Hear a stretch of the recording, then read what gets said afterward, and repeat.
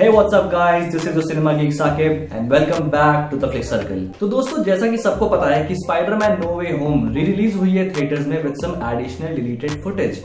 आखिरकार सोनी ने मोरबियस को रिलीज करके जो पैसा नुकसान किया है उसको भी तो रिकवर करना है। लेकिन आज नो वे होम देखने के बाद रियलाइज होता है कि that how far we have come in this live action Spiderverse. आज से कुछ साल पहले कोई सोच भी नहीं सकता था कि हमें एक ही स्क्रीन पे 3 अलग अलग स्पाइडरमैन दिखेंगे। तो अभी जो मैंने वर्ड मेंशन किया स्पाइडरवर्स, आखिर वो क्या है? तो वेल मार्वल यूनिवर्स में स्पाइडरमैन एक ऐसा कैरेक्टर है जिसके पास विलन्स की सबसे बड़ी गैलरी है। और मैं क्रॉसओवर विलन्स की बात नहीं कर रहा हूं, मैं स्पाइडरमैन की स्टैंड अलोन स्टोरीज की बात कर रहा हूं। तो स्पाइडरमैन का वर्ल्ड इतना बड़ा है कि अगर उसकी स्टोरीज पे फिल्में बनाई जाएं बिना किसी और मार्वल कैरेक्टर को लिए तो खुद अकेले ही स्पाइडरमैन से ही एमसीयू के बराबर एक फ्रैंचाइज बन सकती है। और इसी वजह से स्पाइडरमैन का एक खुद का यूनिवर्स है जिसको स्पाइडर वर्स कहा जाता है। और ये सिर्फ एक यूनिवर्स में नहीं बल्कि पूरे मल्टीवर्स में फैला हुआ है। कुल मिला के 14 वर्जन है स्पाइडरमैन के पूरे मल्टीवर्स में। तो आज इस वीडियो में हम बात करेंगे लाइव एक्शन स्पाइडरवर्स के बारे में कि अब तक कितना लाइव एक्शन में हम स्पाइडरवर्स को एक्सप्लोर कर चुके हैं और आगे चल के हमें क्या क्या देखने को मिलेगा। और साथ ही साथ मैं आपको बताऊंगा इन मूवी से जुड़े कुछ इंटरेस्टिंग फैक्ट्स और trivias. So without wasting any time, let's begin.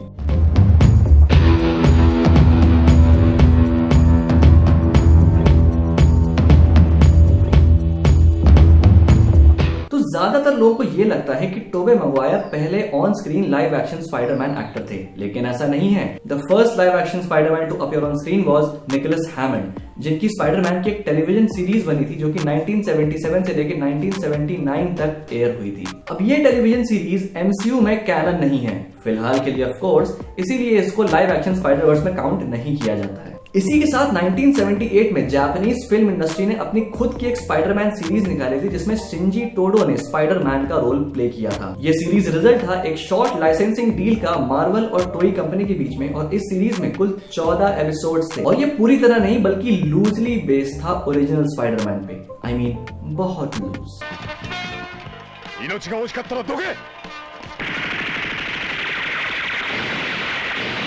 I mean, this Japanese Spider-Man is more American than American Spider-Man। और अगर तुम्हें लगता है कि ये काफी नहीं था तो wait until I tell you कि इस स्पाइडरमैन के पास एक खुद की फ्लाइंग कार थी जो कि एक मेगाजॉर्ड में कन्वर्ट हो जाती थी। हाँ, तुम सही सोच रहे हो। बेसिकली बचपन में जो तुम पावर रेंजर्स देखते थे उसमें जो कुछ होता था उसकी इंस्पिरेशन इसी स्पाइडरमैन से आई थी, क्योंकि पावर रेंजर्स के हर एपिसोड में जो भी होता है वो इस स्पाइडरमैन सीरीज के भी हर एपिसोड में होता था। स्पाइडरमैन अपने हाथ के गैजेट से स्पाइडरमैन बन जाता था, मेन विलन के मुस्टंडों से लड़ता था, फिर मेन विलन आता था, एक बड़ा सा मॉन्स्टर बनता था और फिर स्पाइडरमैन के बनाए मेगाजॉर्ड से हार जाता था। ओके, अब मैं इंटरेस्टेड हूँ ये जानने के लिए कि एमसीयू क्या इसको कैनन करेगा? कर दो यार, you won't even need the fucking Avengers. फिर आया साल 2002 जब सैम रेमी ने अपनी स्पाइडरमैन ट्रिलॉजी की पहली मूवी निकाली और हमें दिया अपना all time favourite Spiderman Tobey Maguire. Basically ये वो स्पाइडरमैन मूवी थी जिसने हॉलीवुड में सुपर हीरो मूवीज का पूरा सीन बदल के रख दिया, वरना उससे पहले तो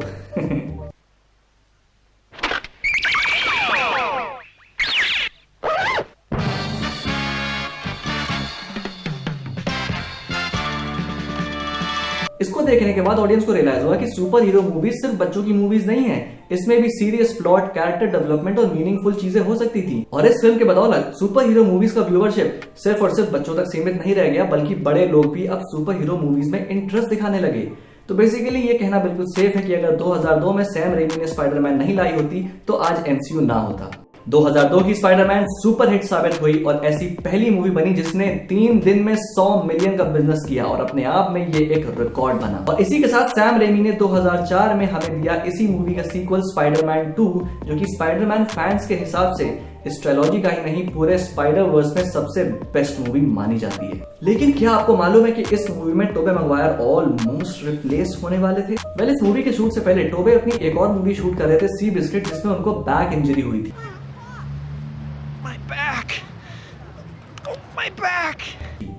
अब टोबे ने सोनी से कहा कि वो अपनी इस बैक इंजरी के ठीक होने से पहले स्पाइडरमैन 2 का शूट रिज्यूम नहीं कर सकते।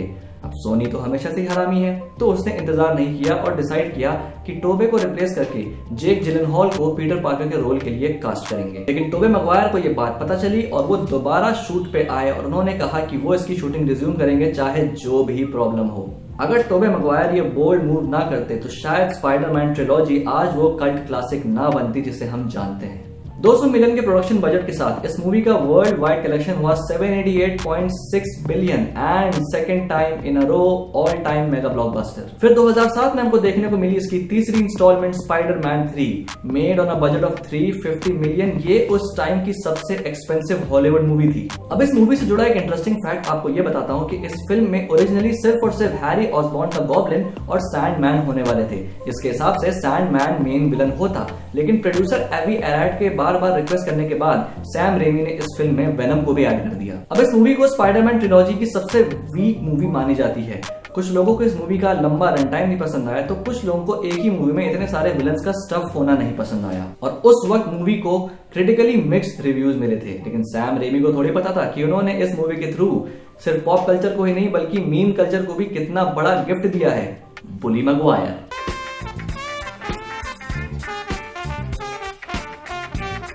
क्रिटिसिज्म्स के बावजूद इस फिल्म ने बॉक्स ऑफिस पे 849.9 मिलियन अर्न किए, making it the highest grossing Spiderman movie till date until far from home ने इसका रिकॉर्ड तोड़ दिया। पर सैम रेमी यहाँ पे रुकने नहीं वाले थे। उन्होंने एक फोर्थ इंस्टॉलमेंट प्लान किया था जिसमें विलन होते वल्चर और मिस्टीरियो, और हमें रिवील होता कि ब्रूस कैम्पबेल का ये कैरेक्टर जो कि तीनों फिल्मों में रेकरिंग हो रहा है वो एक्चुअली में मिस्टीरियो था और स्पाइडरमैन पे नजर रख रहा था अलग अलग रूप लेके। लेकिन सोनी ने इस इंस्टॉलमेंट को कैंसिल कर दिया और फिर 2012 में ये सीरीज रिबूट हुई अमेजिंग स्पाइडरमैन के साथ, जिसको डायरेक्ट किया मार्क वेब ने और एंड्रू गारफील्ड ने पीटर पार्कर का रोल प्ले किया।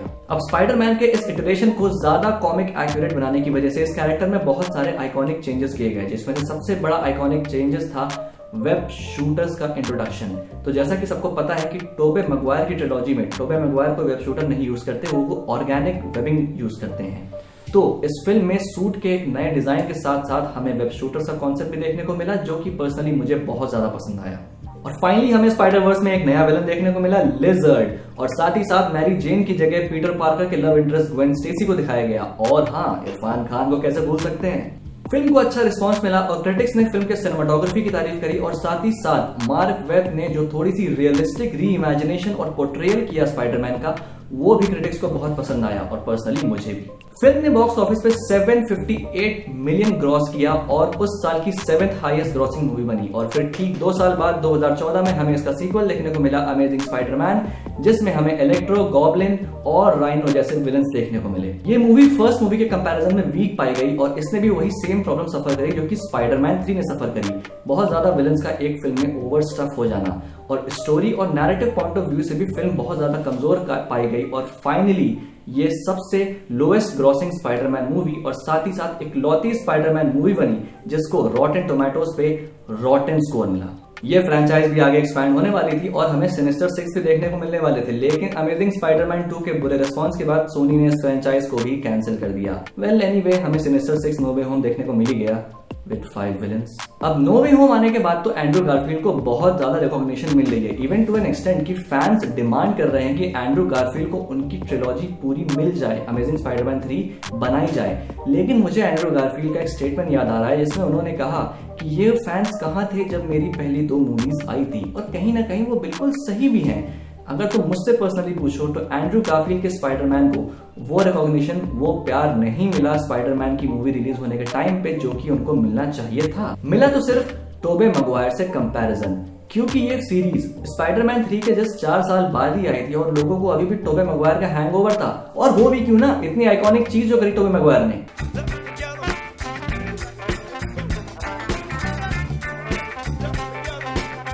अगर पर्सनली मुझसे पूछो तो टोबे और एंड्रू में कोई कंपैरिजन हो ही नहीं सकता।